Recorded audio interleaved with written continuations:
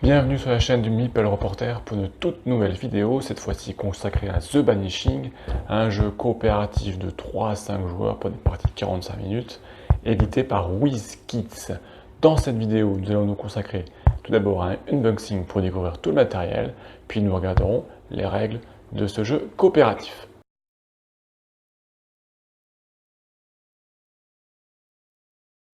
Alors, que va-t-on retrouver dans une boîte de The Banishing ? Petite boîte qui rentrera facilement dans vos ludothèques. On ouvre, qu'est-ce qu'on trouve? On trouve tout d'abord les cartes personnages. Donc on a le cultiste. Donc à chaque fois ici vous avez des compétences qu'on verra dans les règles communes à tous. Et puis ça, ce sont les compétences spécifiques aux joueurs. Donc on a le cultiste, la combattante. Ce sont des classes qu'on retrouve assez généralement dans les jeux. La sorcière, le soigneur, qui va venir en soutien, le voleur, le barde, pour égayer vos parties, et puis bah voilà, une bonne brute pour venir taper sur tout ce qui bouge. Et on en a oublié un, c'est l'enchanteresse, qui est cachée. Donc déjà, ça vous fait un bon nombre de personnages.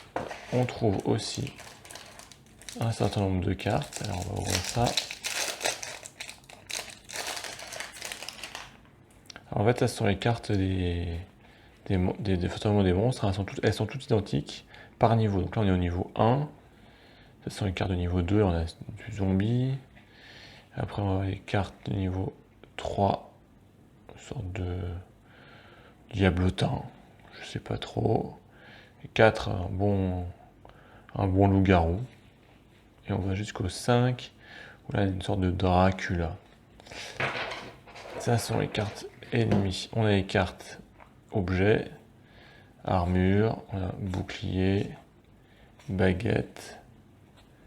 Et ensuite, on commence les cartes tout simplement symboles. En fait, et ça, on va en retrouver voilà, exactement un certain nombre.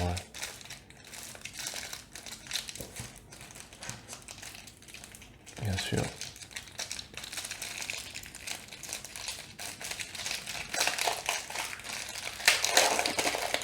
Et voilà les autres cartes symboles. Donc là, on a du symbole du rouge, avec différentes formes en fait. Et après, on change les couleurs bleues, voilà. Le rond, le carré, et une sorte de triangle. Et ça, aussi en vert. Donc on a 4 couleurs.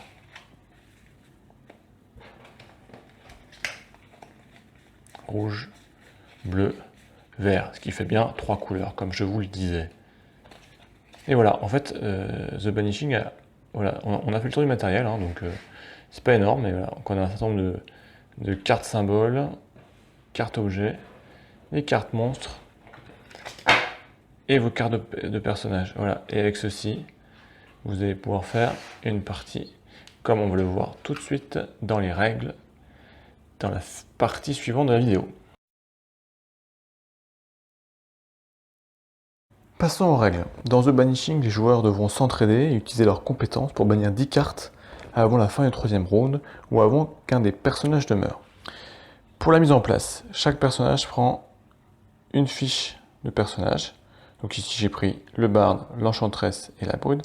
Et elle reçoit 3 cartes symboles au hasard qui vont constituer sa main de départ.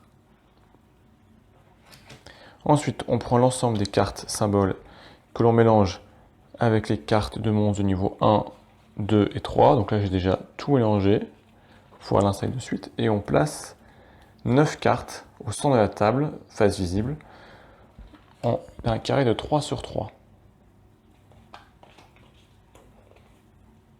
On va remonter un peu.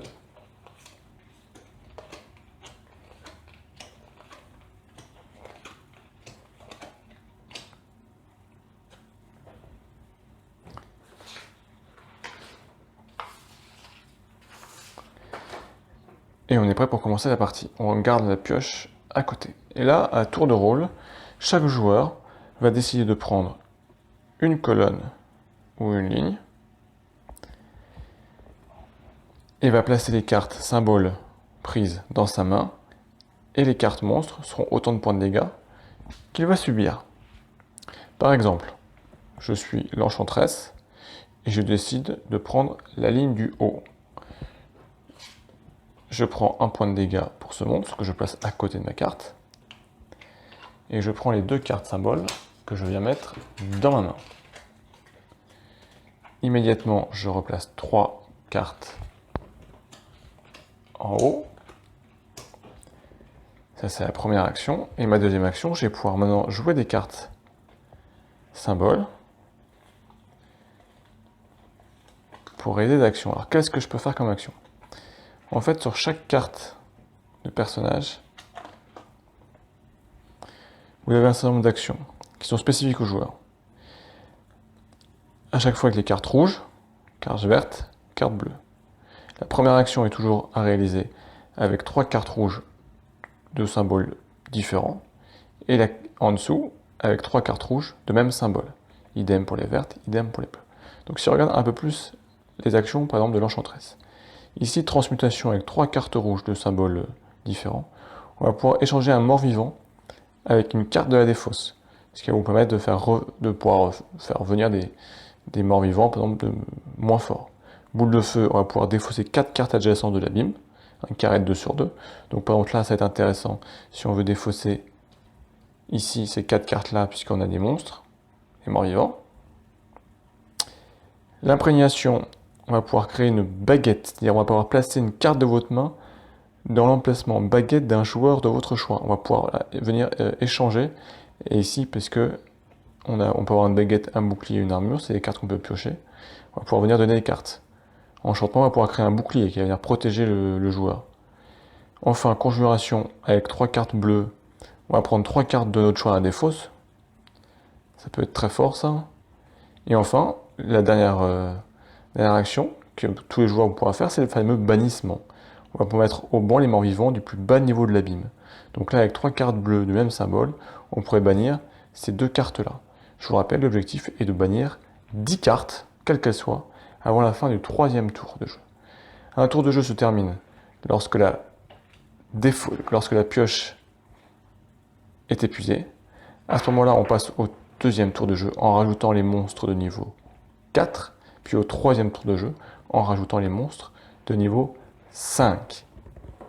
À chaque fois que vous récupérez des monstres, vous allez prendre des points de dégâts. Ici, vous avez le nombre de points de dégâts maximum que vous pouvez prendre avant de mourir. Pour l'enchanteresse, c'est 6. À 3, c'est le nombre de points d'endurance, c'est-à-dire qu'au bout de 3 points de dégâts, vous retournez votre carte et vous n'avez plus accès à vos compétences. Seulement à des compétences de base qui sont la permutation, l'échange et le repos. Et il va falloir se soigner, récupérer des points, ce qui serait possible avec d'autres joueurs, en s'entraînant, pour revenir ici avec moins de 3 points de dégâts et pouvoir retrouver ses compétences. Donc on va vraiment jouer dans un système coopératif où il va falloir s'entraider, il va falloir choisir qui va prendre des points de dégâts parce qu'on en prendra forcément, et réussir à faire des combinaisons de cartes. Ici pour une 2 verts, mais il faudrait une 3e. Donc là je peux rien faire. Hein. Si je peux faire là, ces 3 cartes bleues différentes. Donc si je pourrais faire une conjuration, prendre 3 cartes de mon choix dans la défausse. Bon, on n'a pas encore défaussé.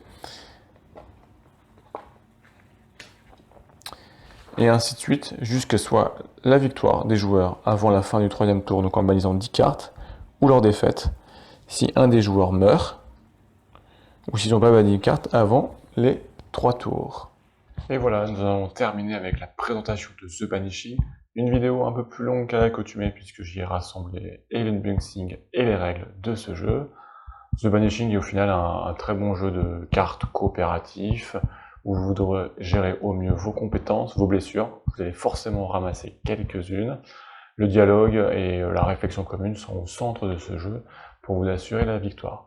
Et au final, j'apprécie assez l'esthétisme assez simple de ce jeu qui vous permet de vous concentrer sur le cœur et sur le gameplay pour les bannir ces 10 cartes avant les 3 rounds. Voilà, donc n'hésitez pas à partager cette vidéo, à liker, à la commenter, et puis si ce n'est pas déjà fait, à vous abonner à ma page et à ma chaîne YouTube. Je vous dis à très vite pour de nouvelles vidéos, et surtout n'oubliez pas, le plus important, c'est de jouer.